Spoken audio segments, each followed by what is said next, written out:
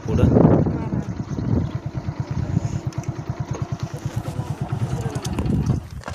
कशात शिरायला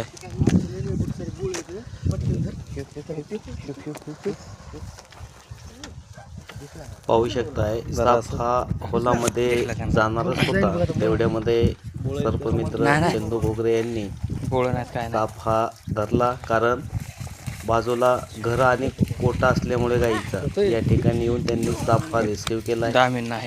तर साप धरण्यासाठी पैसे वगैरे काही घेत नाहीये, पण सध्याची परिस्थिती अशी झाली की लोक काम बघत नाहीये. लोकाला काम कोण काय करतंय बघत नाहीत, पण लोक नावं ठेवतात. तर चला यांनी येऊन रेस्क्यू केला. कारण या ठिकाणाहून साप घेऊन जाऊन फॉरेस्टात सोडतात.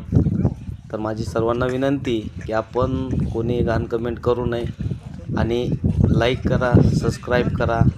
सर्पमित्र चंदू घोगरे 6304 सहकार्य करा.